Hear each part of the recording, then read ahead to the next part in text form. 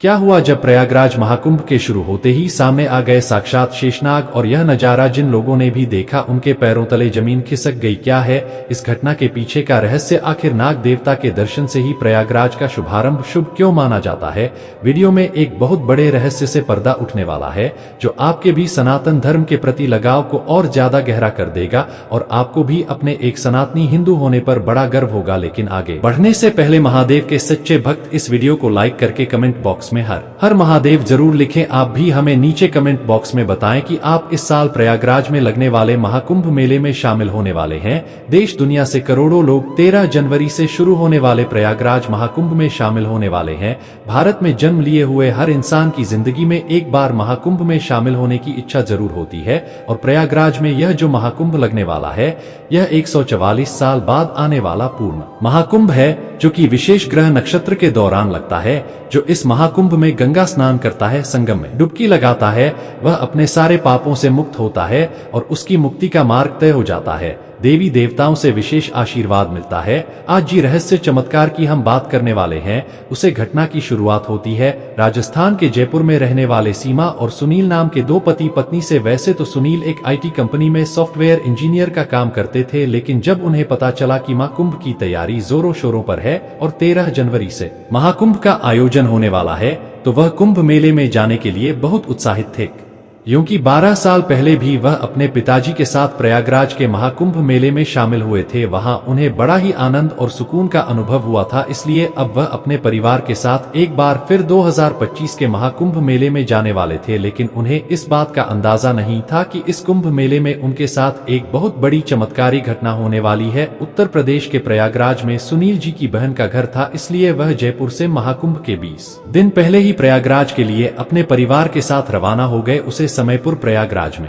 महाकुंभ की तैयारी जोरों शोरों पर थी। गंगा नदी की साफ सफाई का कार्य रोजाना किया जा रहा था। शहर के अलग अलग स्थान पर भव्य द्वार बनाए जा रहे थे। साथ ही साथ कई ऐसी विशेष तकनीक का इस्तेमाल करके महाकुंभ को बहुत ही भव्य बनाने की तैयारी थी। सुनील जी अपनी पत्नी सीमा और 10 साल की बच्ची जानकी के साथ अपनी बहन के घर प्रयागराज आए थे। वह तकरीर करीबन 15 दिन प्रयागराज घूमने वाले थे और पूरे महाकुंभ मेले को अच्छी तरह से एक्सप्लोर करना चाहते थे। जब महाकुंभ शुरू होने का समय जैसे जैसे नजदीक आया वैसे देश से हजारों साधु प्रयागराज पहुंचने लगे, जिसमें कुछ साधु ऐसे थे जो लोगों का ध्यान अपनी ओर बहुत ज्यादा खींच रहे थे। जब सुनील जी अपने परिवार के साथ पहले दिन महाकुंभ के मेले में पहुंचे तो उन्हें सबसे पहले एक चाबी वाले बाबा दिखाई दिए जो कि प्रयागराज के उसे महाकुंभ में सबके आकर्षण का केंद्र बने हुए थे, क्योंकि वह अपने साथ 20 किलो की चाबी लेकर चल रहे थे। उन्होंने उसे चाबी को राम नाम की चाबी बताया था। बाबा का कहना था कि 16 साल की उम्र में ही उन्होंने अपने घर का त्याग कर दिया था, क्योंकि वह समझ में पहली बुराइयों और नफरत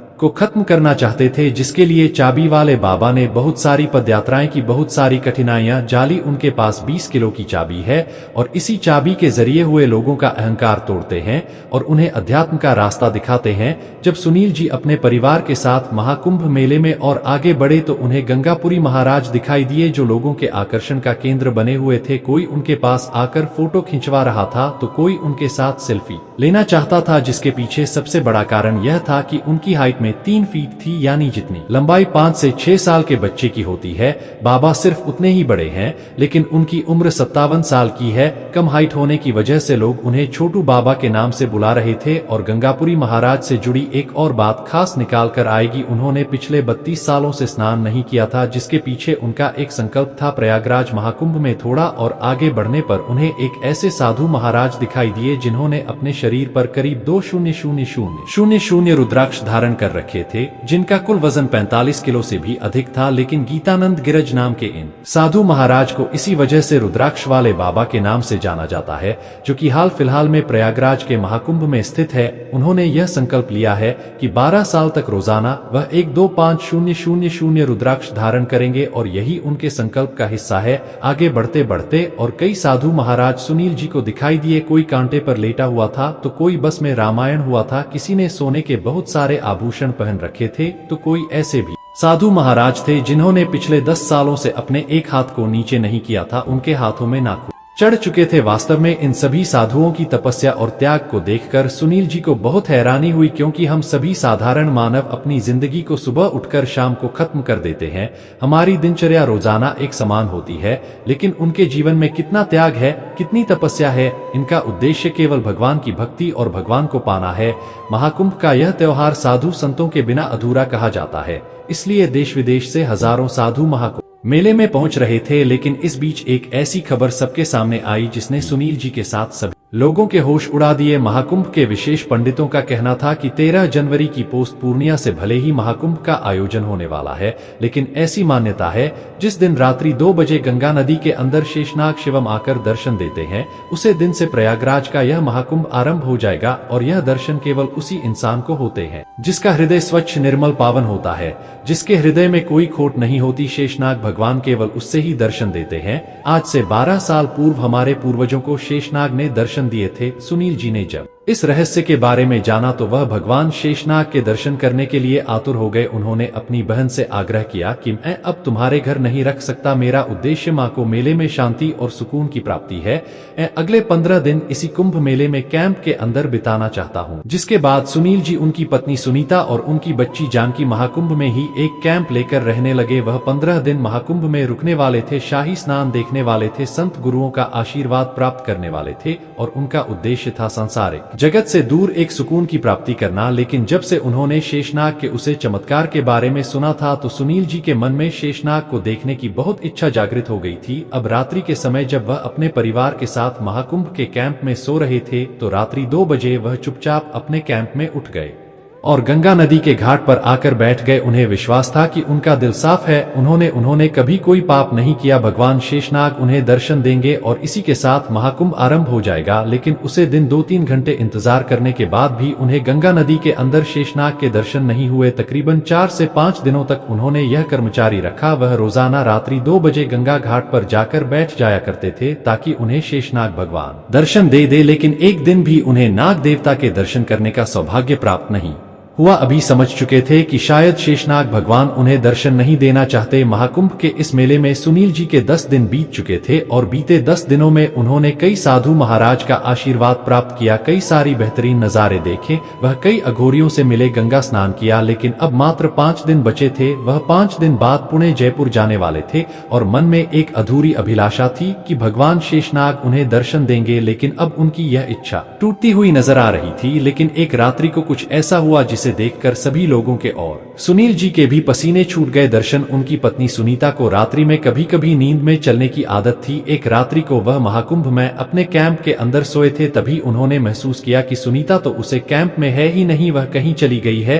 तब वह बहुत ज्यादा घबरा गए और आसपास कैंप के उसे ढूंढने लगे, लेकिन सुनीता का कोई पता नहीं चल पाया। उसके पास कोई मोबाइल नहीं था। इधर उधर ढूंढते ढूंढते सुनील जी पागलों की तरह सुनीता को इधर उधर ढूंढने लगे। उनकी 10 साल की बच्ची जानकी भी उसे समय कैंप में अकेली थी। उन्हें उसकी भी चिंता सता रही थी, क्योंकि साधु के बेस में कई के इरादे से भी कुंभ के मेले में घूम रहे होते हैं। 1 से 2 किलोमीटर के इलाके में छान लेने के बावजूद भी उन्हें सुनीता जी का कोई पता नहीं चल पाया। कुछ समय बाद में 2 किलोमीटर दूर एक बहुत ही वीरान गंगा घाट पर पहुंचे, जहां पर उन्हें सुनीता जी भी शुद्ध अवस्था में उसे गंगा घाट पर सोई हुई प्राप्त हुई। उन्हें सही सलामत देखकर सुनील जी की जान में जान आई। वे सुनीता जी को जागना चाहते थे, लेकिन ऐसा लग रहा था मानो वह भयंकर बेहोशी की अवस्था में हो। अब उन्हें जगाने के लिए पानी की जरूरत थी। जब वह गंगा के उसे घाट पर हाथ डालकर अपनी हथेली में पानी भर रहे थे, तभी सामने उन्होंने एक ऐसा नजारा महसूस किया जिसे शब्दों में बयां नहीं किया जा सकता। सुनील जी का कहना था कि महाकुंभ के उसे वीरान गंगा घाट पर रात्रि के 2 का समय हो रहा था। जिस दृश्य को महसूस करने के लिए मैं पिछले 10 दिनों से लगा हुआ था, मुझे इस बात का अंदाजा नहीं था कि वह दृश्य मुझे सुनीता जी के इस नींद में चलने की बीमारी के कारण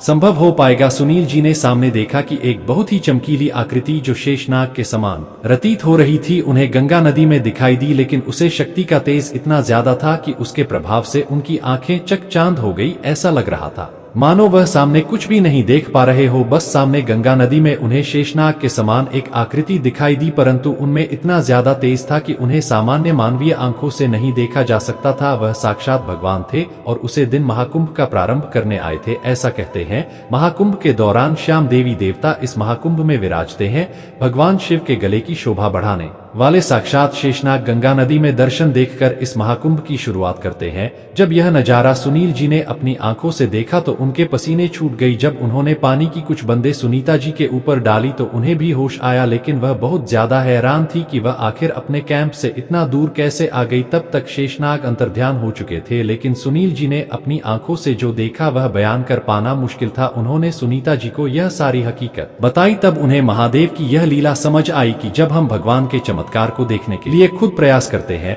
तो वह चमत्कार नहीं हो पाता। चमत्कार तभी होते हैं जब भगवान हमें चमत्कार दिखाना चाहते हैं।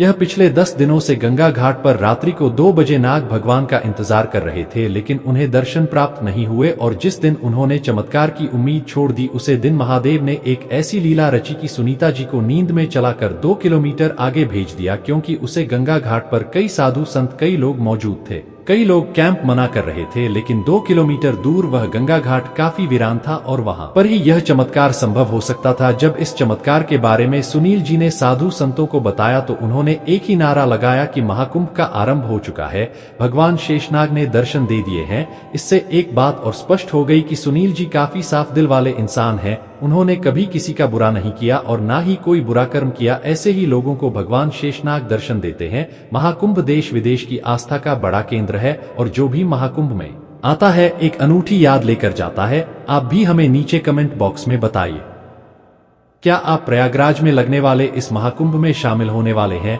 वीडियो आपको पसंद आई है तो लाइक करें। रोजाना ऐसी सत्य चमत्कारी घटना देखने के लिए चैनल को सब्सक्राइब कर ले। मिलते हैं अगले वीडियो में। हर हर महादेव।